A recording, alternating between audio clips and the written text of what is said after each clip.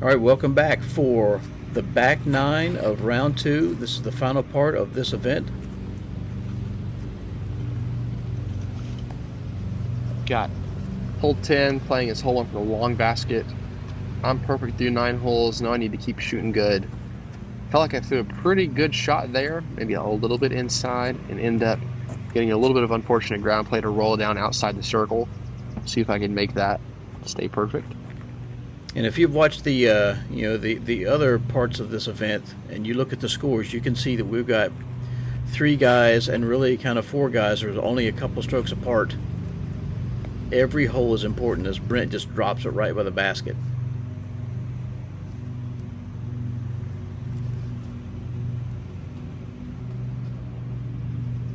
As you mentioned, in the first round, you got 2 choices here. You can go up the gut like Weston did here, a great shot, or you go out around the right side of the pole, but it's a little bit more dangerous. Absolutely. And really impressive to see Weston execute that shot well twice. The hyzer play is just much easier. You just kind of throw your arm out through the gap, let the disc do the work. Weston's throwing the much more technical shot and executes it well both times, so good for him. Caleb also needs to throw pretty much perfect on this back nine to have a shot. Again, his first MPO tournament, so he's had a great showing already, but really needs to turn it on here on the back if he wants to catch up to our leader right now. I mentioned this on the round 1 coverage, but Caleb was our 2024 winner when it was still just an AM event. So it's good to see him stepping up and playing MPO here. He certainly has the rating to be competitive. Absolutely. He's got a great putt, too. I tell myself, don't leave it short, and then proceed to land in front of the basket. So really atrocious bid there from Circle 2 and a putt that you feel like you need to make. Ooh. Dylan gives one back.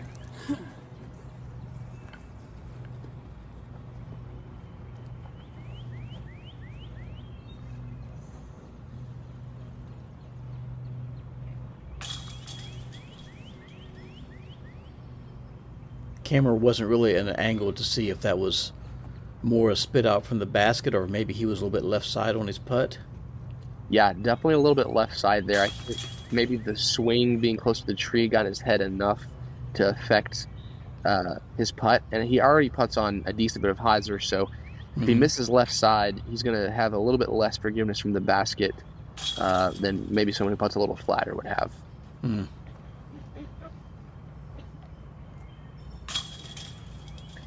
Brent now has 2 strokes on his lead.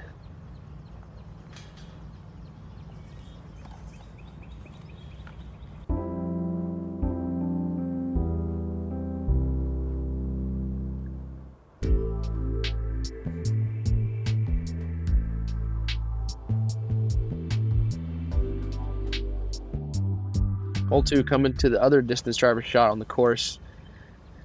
405 feet. Take this wide route.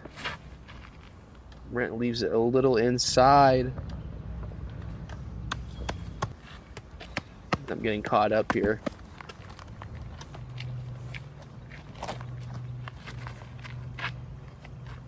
Once again, there is that inside gap as well. It's just a little bit too congested to feel wholly viable.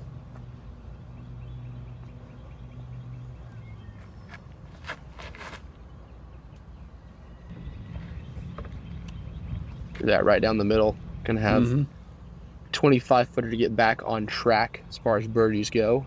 Weston electing to go up the middle. Throws a great line and gets kicked down by those limbs.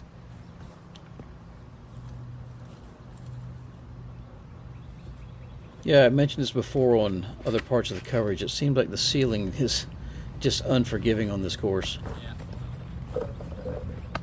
Dylan going for Justin on the catch cam. Really impressive to see him just smoothing a fairway driver and going about 30 deep with the basket on a 405-foot hole with a low ceiling.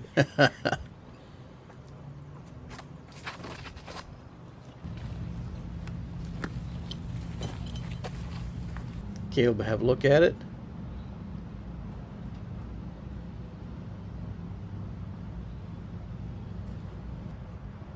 Brent goes a little deep on his approach. Have a little bit left to clean up.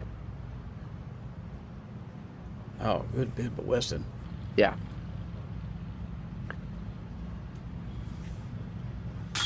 Caleb hearted right outside circle. Mm-hmm. Like I mentioned, just inside, maybe about 28 feet. Good putt. Back on track.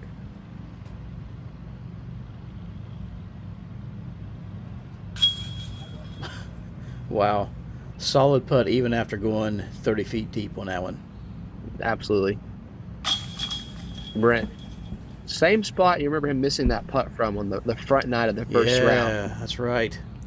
So way to correct there for him to stay bogey free on this track where you really want to stay clean.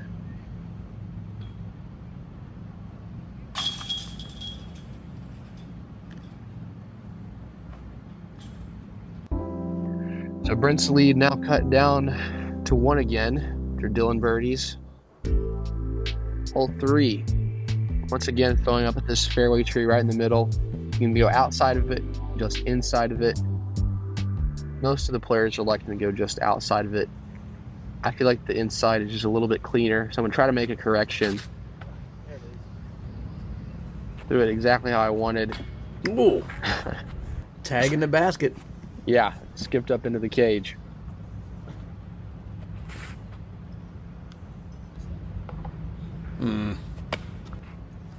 Feeling just a little soft there. Yeah, a little double tree kick.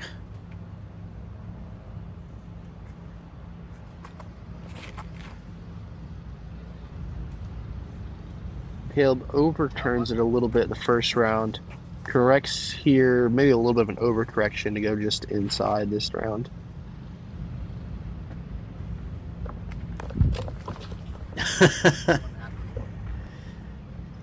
Justin had to do a dance on that one to keep out of the way of the disc. Yeah, the catch cam's getting targeted these last couple holes. So that's why he texted me about hazard pay. Now I know. Get him on some benefits. Dylan was not happy with that bid. No, I'm more unhappy with the drive, I would imagine. Yeah. But definitely not happy with the bid either, especially with Brent being one up on him. Knows he needs to execute in order to keep up. But Brent has a tough putt here. Really deep straddle out. So Brent ends up messing up his birdie. Dylan ultimately is going to feel like he lost out on an opportunity here to get back that one more stroke he needs to get back even with him. But makes his good putt for par.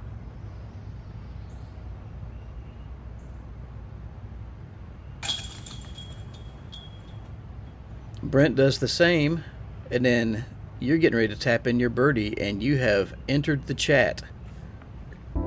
Yep, back up into that tie with Dylan. Now only one shot off of Brent, and we're on to hole 4.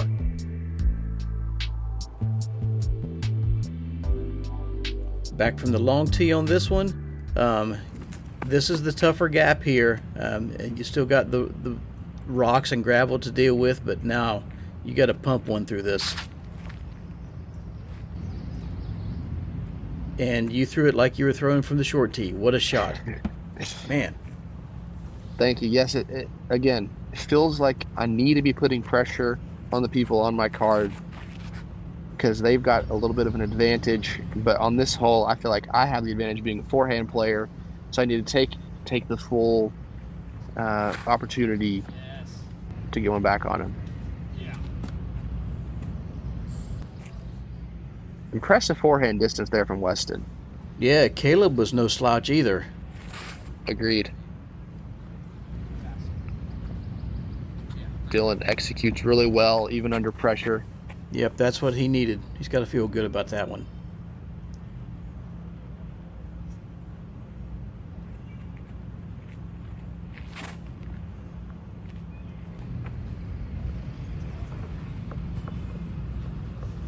Easy mistake to make there, pulling it just a little bit, trying to get through the gap, trying to get up the hill. Playing far for a forehand for sure. Mm-hmm.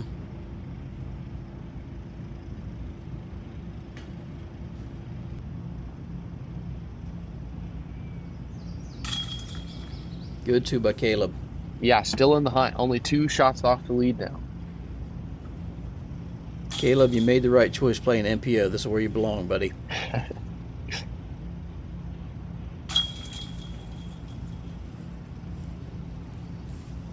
Brent's letting you guys sneak up on him here. Yeah, this is going to put us into a 3-way tie for first place. Really exciting tournament going to be coming down the last 5 holes here down the stretch.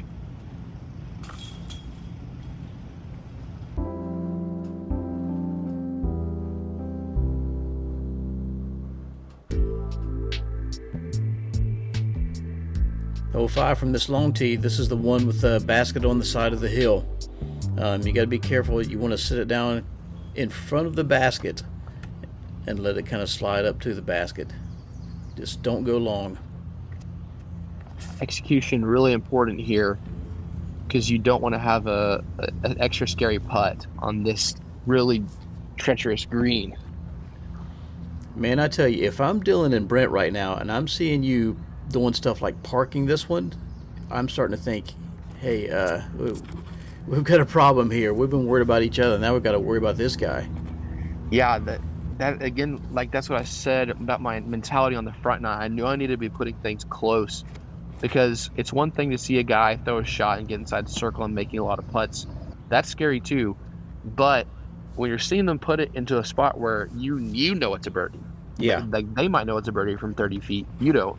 When you see them put it in the bullseye and you know it's a birdie, how much pressure does that put on your drive? A lot more. Mm-hmm. This is unfortunate here. Yeah, that's that small margin of error that you can't even account for, where he throws it pretty much exactly where he wants, maybe a foot long, and ends up getting punished for a pretty good shot there. Mm-hmm. It just popped up at a very weird angle, and it was off to the races. Yeah.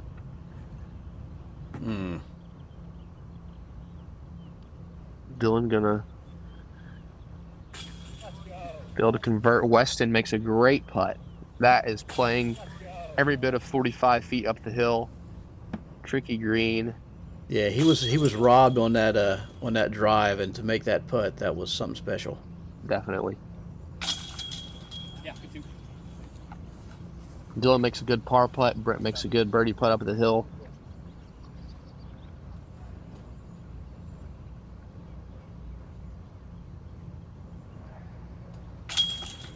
Caleb's an inch closer too. He's in the conversation, every bit of it.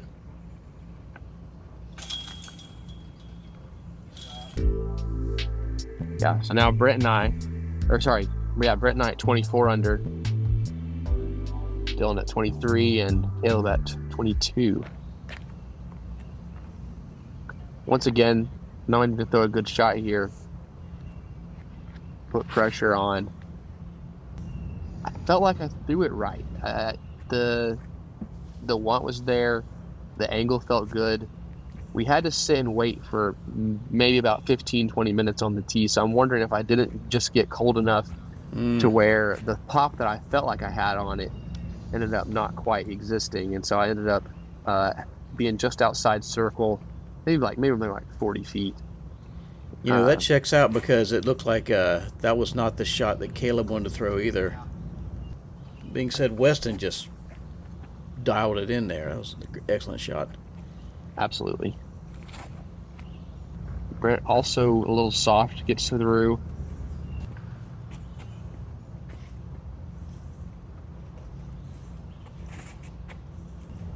Dylan just turns it over and the ground skips up to a putt. So, yeah, it had to be that weight because, I mean, you guys have been throwing it on a dime here. To see 4 out of 5 players not throw the tee shot on this hole that they wanted, that weight had to be something else. Yeah, Caleb actually going out of bounds. So he's going to have a putt for bogey. Brent just off left chains. I can't get the disc up into the basket from circle 2 right now. I just can't get it high enough. Dylan with a chance to tie it back up at the top with me and Brent just off the bottom of the band. So as you mentioned, there's just a momentum and a flow to a disc golf round Where, especially on a course like this, you've birdied, in my case, I've birdied 13 out of the 14 holes so far. Mm-hmm. We're in a tight battle, and everyone is feeling the moment. And then you just have to sit and stop for 15, 20 minutes. And that's another disc golf skill that you have to develop, is the ability to stay mentally locked in and mentally focused enough to get through some adversity, like having to wait on the tee box. Yeah. And then comes the hole that everyone should get. Right. Again, you're thinking this isn't going to come into play, and then I just throw potentially the most horrendous shot of the tournament. Isn't it strange how sometimes the hole that should never come into play ends up being kind of a deciding factor? Yeah.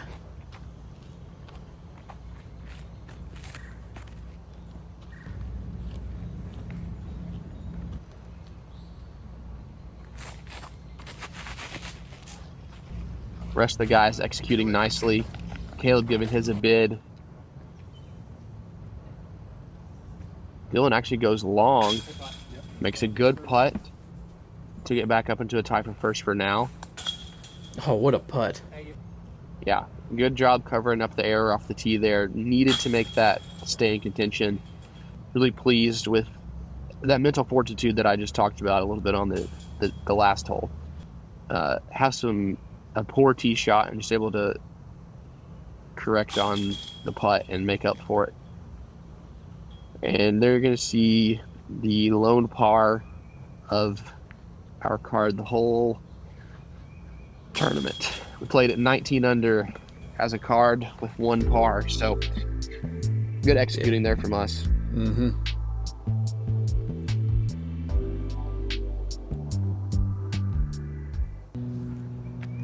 Back to hole 8, this par 4. Really tough. I just pull it. I was focused on the wrong thing. I was thinking about the angle I wanted to throw it on instead of throwing my arm through the gap, and ended up just pulling it as a result. Mistake you can't make there. I thought I ended up getting away with it a little bit, but I'm OB in a spot where I'm not even going to have really much of an opportunity to get up and down because of the way the creek is with the logs off of it, and because the creek's not marked. So, barring something miraculous, seems like my chances are pretty much over, so it's going to come down to Brent and Dylan. Dylan executes well. Brent executed well the shot previous.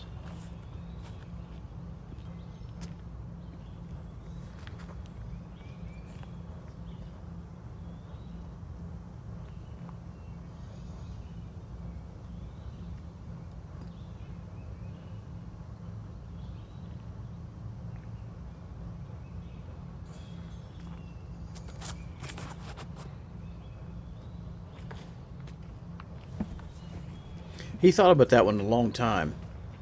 Yeah. It's a really important tee shot. Kind of scary. Kind of trying to decide where you want to throw it at, because there isn't an exact place where the best shots go through. Mm-hmm. In fact, that tree you hit is kind of the one you're aiming to bend just left or just in front of or just behind. Either one ends up in a good result. So hitting that, a little bit unfortunate. Weston snuck around it there. Great drive there from Weston. Mm-hmm. Really impressed with his comeback this second round. Struggles during the first round, comes back, puts down a good front nine, and continues to shoot well throughout the rest of this round. Caleb hits the one thing to avoid, which is easy to do on a shot shape like that. Brent, absolute park job. Wow. Such an important shot there from him. Yeah, that's putting the pressure on Dylan right now. Absolutely. Caleb going to go try to take on this OB road up here.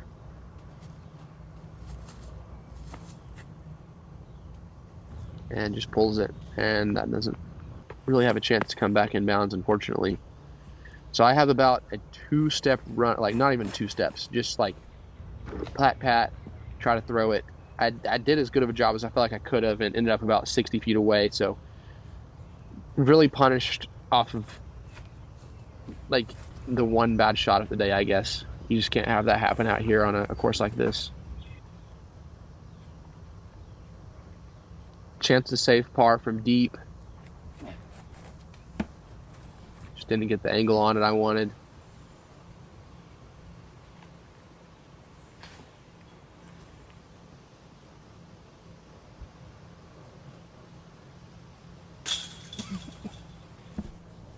Done with a great birdie. Caleb over there, corner. Ends up with a double.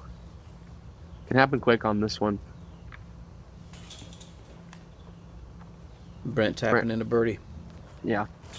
So 1 shot separating him going into the last hole. He and Dylan. I'm going to be 1 back of Dylan. 26, 25, 24, I believe will be the scores. And here we are, the final hole of the tournament. Playing is one of the most difficult holes of the day, so it's a great finishing hole, playing from the long tee, as we have, every time we've been here. A little elevation.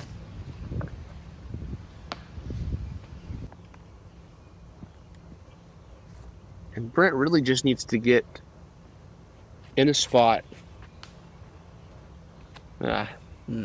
Unfortunate there from Dylan. On a little bit high, it's going to fade off left, and be really close to that OB road down there. But yeah, Dylan being 1 shot up, really just needs to execute an easy 3, and he feels like he's going to go to a playoff at worst. So way to execute that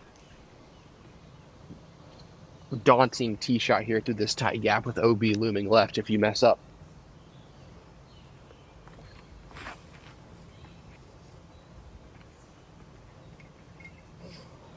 Yeah, did not see the end of that pull there. Catch cam, I looked at the catch cam footage and he didn't catch it either, so I'm not certain what happened to that throw. Yeah, I think he overturned it just a little bit, so he's going to end up in a good spot. I'm thinking eagle here all the way. Even if I get an eagle, Brent has to somehow get a 4 from a great spot. But I'm going to do everything I can to get a 2 and give myself a chance. Really love the line I threw on this, and then just hit that tree. That's kind of the last thing you have to be. If you remember in the first round, when Caleb and Brent got their 2s on it, they faded just behind or just in front of that tree. Yeah. So I knew I threw a good shot, just didn't miss the tree I needed to miss there at the end, so I can't be too disappointed with that effort.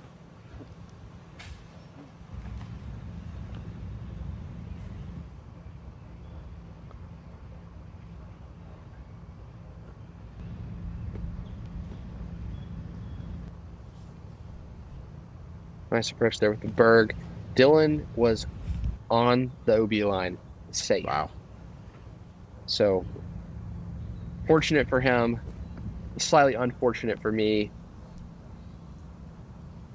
I'm trying to get into second place here at the worst, and him being in bounds kind of squashes that idea. Caleb here finished a good tournament, his first tournament MPO. Nothing to hang his head about.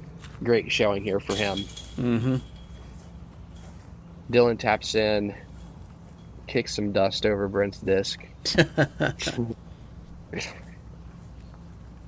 It's tough to lose when you're coming down the stretch and you feel like you're in contention.